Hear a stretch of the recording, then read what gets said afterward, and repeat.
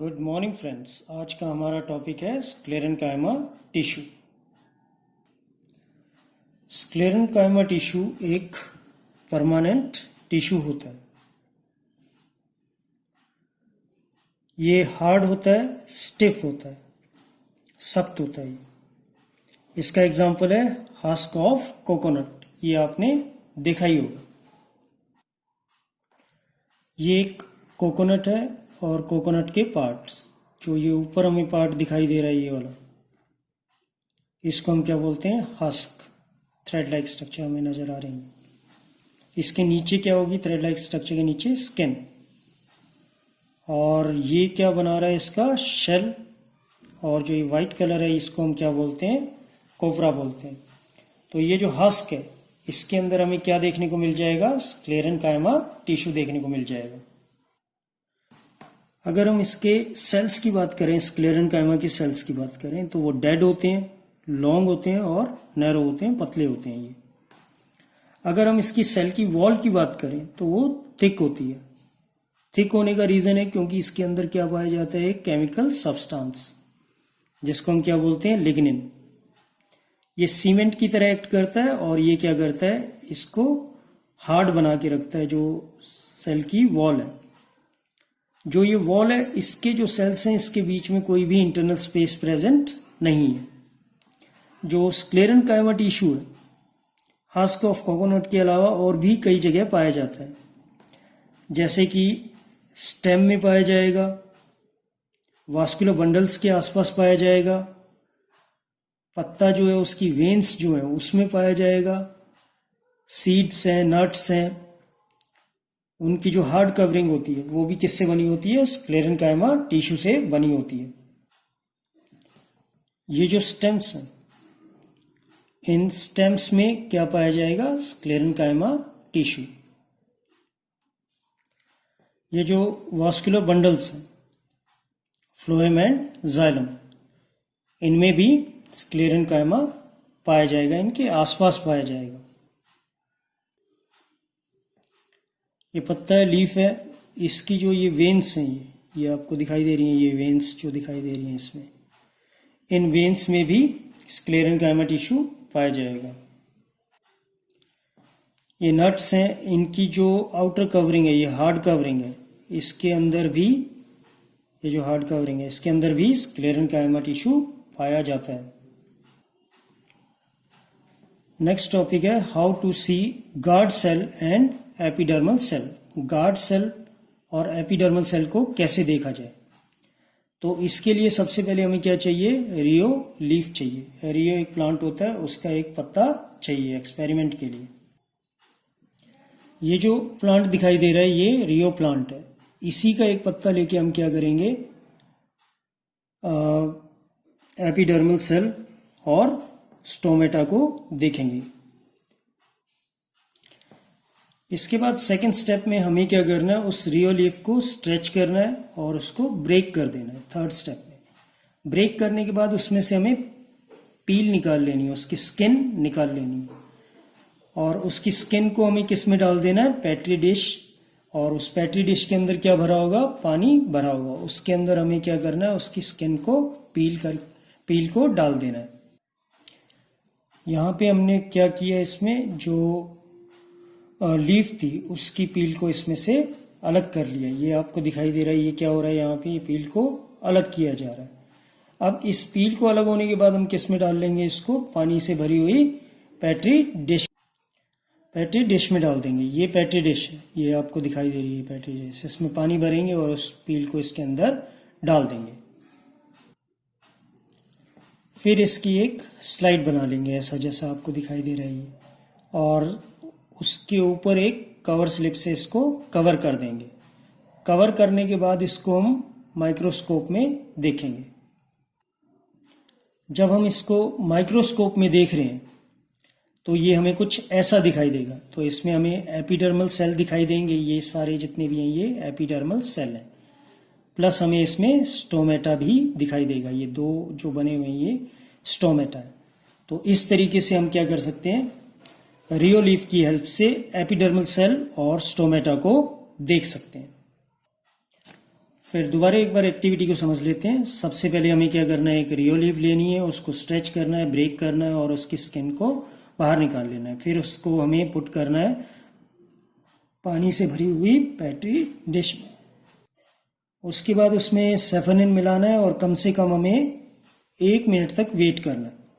Slide prepare कर लेंगे, slide के ऊपर हम क्या कवर कर देंगे, कवर स्लिप, और फिर उसको हम किस में देख लेंगे, माइक्रोस्कोप में।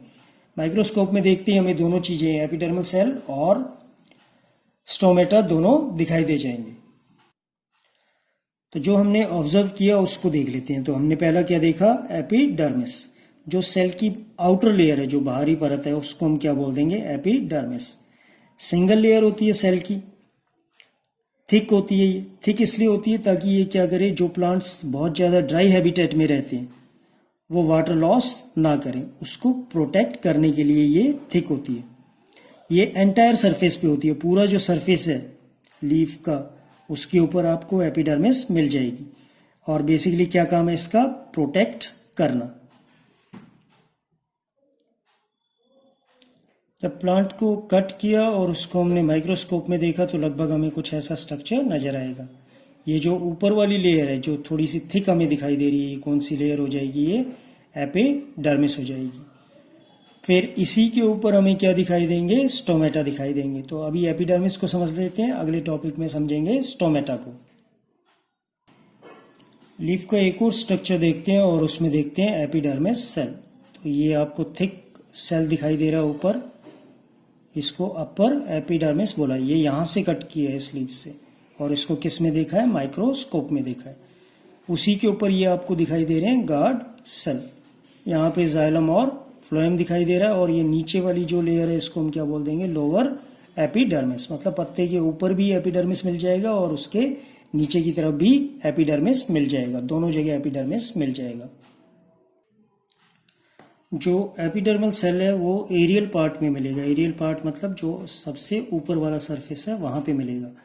वैक्सी होगा, वैक्सी इसलिए कि ये वाटर को रेजिस्ट करेगा, बाहर नहीं जाने देगा वाटर को। ये जो लेयर है बेसिकली कैसी होती है, सेल की लेयर प्रोटेक्शन के लिए होती है। वाटर लॉस को क्या करती है, ये कम करती है।